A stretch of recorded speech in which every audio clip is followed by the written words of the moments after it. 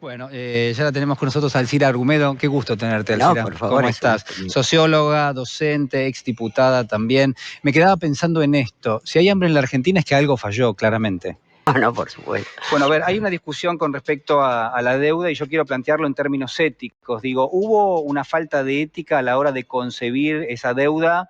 Y hay una falta de ética ahora a la hora de evaluar cómo la Argentina puede llegar a pagar eso que parece impagable.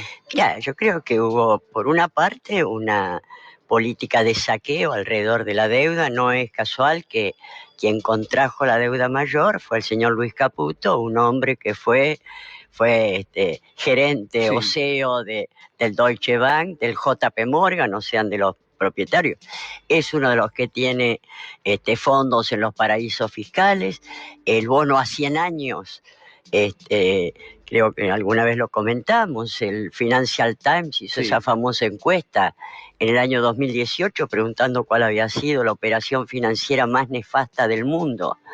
En el año 2017 el 70% plantean que fue el bono a 100 años al 8% anual. Hay que tener en cuenta que en Estados Unidos la tasa está en el 1,5% y vos pagas el 8% por año, pero durante 100 años.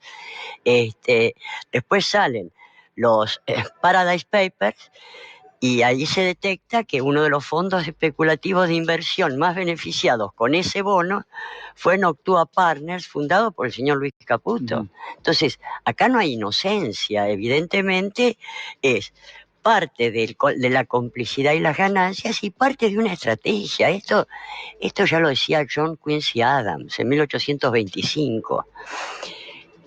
Los países se dominan por la espada o por la deuda. Acá pusieron la dictadura militar, que fue la espada, y te dejó el huevo de la serpiente de la deuda. Y yo creo que fue una forma de dominio y subordinación a la Argentina y a otros países de América Latina a través de este endeudamiento impagable sistemáticamente, que significó un saqueo y una destrucción de la Argentina descomunal. ¿Pensás que sos socióloga, sos exdiputada nacional, sos una persona que tiene una gravitación en términos de la concepción y cómo mirás el país importante? ¿Pensás que si la Argentina no se pone dura ahora, no hace una quita importante? Entramos en un circuito donde esa deuda impagable puede traer, las tragedias shakespearianas o las crisis que ya la ha que hemos traído, tenido. ya la ha traído.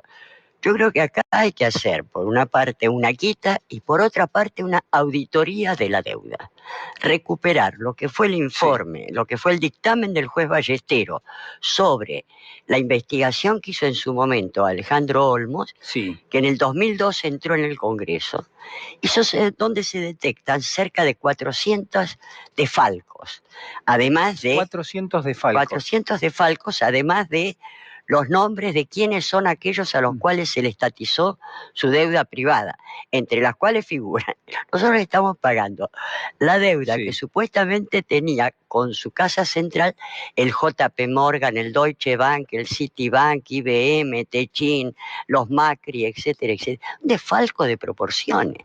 Vos fíjate que cuando Rafael Correa decide hacer una auditoría de la deuda, creo que fue el 2006-2007, o un poquito después, que la hizo Alejandro Olmos Gaona, que es el hijo de Alejandro Olmos, que también detectaron varios cientos de desfalcos.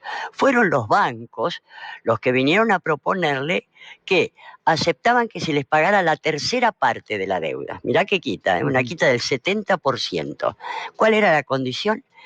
Que esa investigación y esos desfalcos no se hicieran públicos. Claro, se frenase. Bueno, esto te da una idea de que acá hay que hacer la negociación, todo lo que quieras.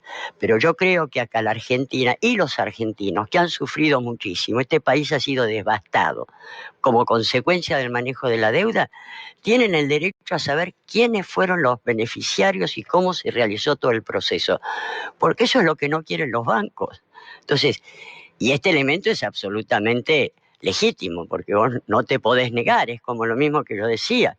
Empecemos a controlar el comercio exterior, esa declaración jurada, el nivel de contrabando de mineras, agronegocios, petroleras y demás, es descomunal. Entonces, si uno se pone a ver que el costo que ha tenido la deuda en la Argentina. Yo muchas veces hago eso. Si vos te pones a ver en estos 40 años, desde la dictadura militar hasta acá, que se inicia con la deuda, el nivel de destrucción económica y social no lo ha tenido, y productivo, ¿no? Sí, sí. No lo ha tenido ningún país que no haya sufrido una guerra en su territorio. Empecemos a hacer cuenta. En estos 40 años se destruyó el polo industrial ferroviario, el polo industrial naviero, el polo industrial aeronáutico. Fabricábamos aviones jet Sí. hace 40 años. El polo petrolero, que eran no solamente los, lo- la- los pozos petroleros, era la petroquímica, todo lo que significó, fabricaciones militares, altos hornos, etc. A su vez, se entregaron las empresas públicas rentables a precio vil. Por ejemplo, Somisa estaba valuada en 3.000 millones de dólares y se le entregó a Techín en 135 millones, o sea, a menos del 5% de su valor. Se destruyó el Sistema Nacional de Ferrocarriles y se destruyó la flota mercante y fluvial.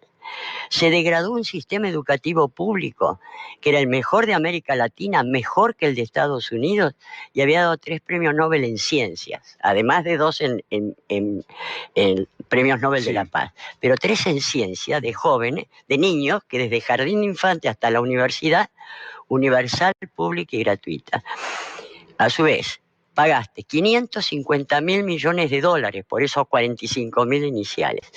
Perdiste 420.000 millones de dólares más por renta petrolera y gasífera, y como consecuencia del pago de fletes por la destrucción de la flota mercante, tenés 200.000 millones de dólares más. Sacá cuentas. 1.000.000 de millones de dólares. Sí, sí, el impacto es... Bueno, ahora en términos sociales, el 90% de los trabajadores en blanco y con derechos sociales, ahora estás en el 46. 54 está precarizado, en negro, terciarizado, desocupado. La desocupación pasó del 3% a cuánto, el 10, el 11. Pero si sumás los inactivos, que son los desocupados, es más alta. pasás al 20%, El 20%, del 3 al 20%. Sí. Y la pobreza pasaste del 6 al 40%. Esto es catastrófico. Y esto fue como consecuencia de la deuda y las presiones que a partir de más allá de que algún gobierno haya recuperado parte, la estatización de los fondos de pensión o aerolíneas argentinas. Sí, la reestructuración de la deuda, todo eso, igual permanentemente. Igual, esto es un saqueo constante, claro, que no es inocente. Es un mecanismo de saqueo a través de estos empréstitos que después te entran en esto, y cuando no se puede pagar, el paso siguiente es, bueno, entonces recursos naturales, recursos estratégicos, a ver, páguenlo.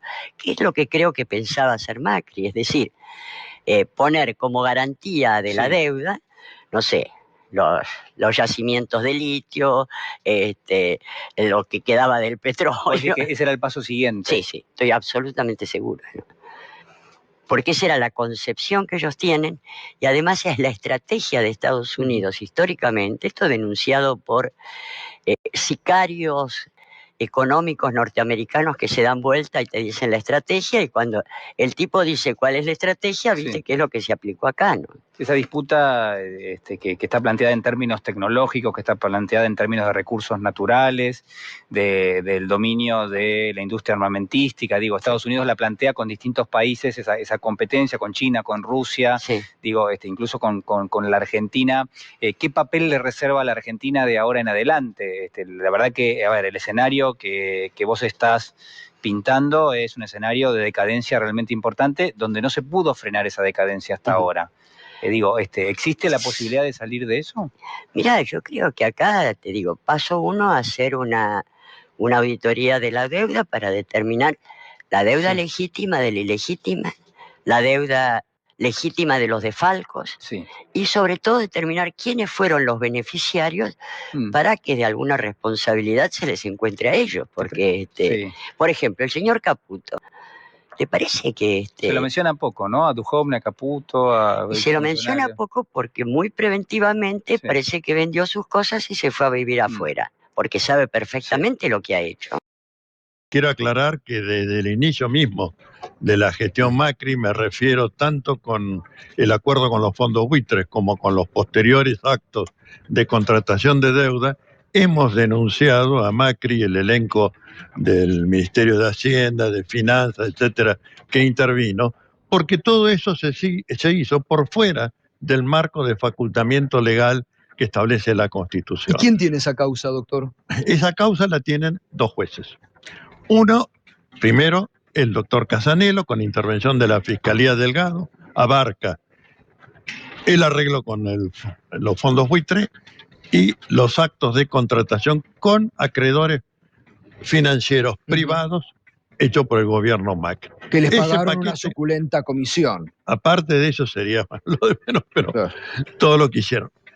Y el otro, el del Fondo Monetario Internacional, lo tiene el juzgado 5, con intervención de la Fiscalía 5 del doctor Picardi, quien ha pedido un requerimiento de instrucción realmente muy valioso porque agota lo que debe ser la explicación que tiene que darse, y ahora la tiene que contestar este gobierno, sobre qué se recibió, a qué se destinó y por qué este acuerdo no se llevó al Congreso de la Nación en cumplimiento de lo que establece el artículo Qué 75. importante esto, porque esto no ha tenido mucha difusión, doctor. Bueno, lamentablemente no, pero es ¿Y cierto. avanza entonces eso? Avanza, y yo Esto ha sido creo un requerimiento muy importante. falta ahora solamente una respuesta, hace 2 o 3 días que estuve en el juzgado, una respuesta de la Corte Suprema que tiene que enviarle un expediente al juzgado para que acople eso también como documentación, pero yo creo que en poco tiempo vamos a tener las citaciones e indagatorias de los funcionarios que invocaron erróneamente la delegación de facultades para contraer estos empréstitos, cuando tendrían que haber cumplido con la manda constitucional de que es el Congreso de la Nación el que procede al arreglo de la deuda, el que contrae empréstitos y el que aprueba o desecha los tratados con entidades financieras internacionales. En la época en que se hizo todo esto, Claro. ya había perdido vigencia la delegación de Claro. facultades legislativas, porque la Convención Constituyente del 94 fue muy clara. Es potestad del Congreso. Y le damos un tiempo de vigencia a estas facultades Claro. derivadas, pero nunca más. Claro. Ahora, doctor, esto que usted está contando en detalle, que reitero, la verdad que no se conocía y que tiene ya un avance judicial, sumado a lo que el propio fondo acaba de decir, que la deuda no es sustentable, entonces está en condición el Estado argentino de demandarlo a Por Macri y a supuesto. Duhovne. Aquí están reunidos los dos requisitos. Falta de legalidad, porque no era competencia del órgano ni procedimiento adecuado, y contenido insusceptible de ser validado, porque por lo que ha dicho el fondo y por lo que todos conocemos, esto no se dedicó, el aporte del Fondo Monetario Internacional, a proyectos de infraestructura, de desarrollo, de crecimiento regional, como se invoca en la fundamentación del acuerdo, sino que se destinó a, primero, pagar deuda, fuga de capitales, y luego, seguramente, ya se verá, campaña financiera del Claro. gobierno Macri. De Bueno, porque manera básicamente lo que que- se vio, que el fondo financió la campaña electoral del macrismo. Pero por supuesto, así ha sido. Así ha sido porque tenían un gobierno que hablaba mal de Venezuela y que pedía la intervención y que iba a ir a La Haya a denunciar violaciones a los derechos humanos. Bueno, todo eso fue retribuido, entre comillas, pero ahora lo tiene que pagar el pueblo argentino. Total. Bueno, Pero ese pueblo argentino tiene que hacer valer sus derechos y exigir que lo que está puesto en la Constitución Nacional sea cumplido. Ahora, Porque doctor, para eso se reformó en el Claro. 94 y se puso especial énfasis. De Claro. manera que no creo que resista el más mínimo control de legalidad esos actos de la gestión Macri. ahora, todo esto es 4 años después. Digo, da la sensación de que la justicia recién toma la iniciativa cuando cambia el gobierno y cree que cambió políticamente la ecuación de poder, lo cual hace pensar de que pueden estirar la decisión otros 4 años y esperar a ver qué pasa en las próximas elecciones. Me atrevo a vaticinar que no va a ocurrir. Me atrevo a vaticinarlo. Y creo que hay fundamentos para decir esto. Yo señalo y destaco una contribución que hubo en el primer expediente el de los fondos buitres, del arrepentido ex CEO de JP Morgan, Hernán Arbizu, que se presentó espontáneamente a declarar en el expediente. No lo citamos nosotros, se presentó espontáneamente y dijo: el 85% de la titularidad de los fondos buitres es de argentinos. Y empiecen a investigar, empezando por el señor Alfonso Praquey. Esto es textual de la declaración de Hernán Arbizu, y la enorme documentación colectada por el fiscal Delgado creo que se corresponde puntualmente con este anticipo que hizo el testigo, que se presentó, repito, espontáneamente.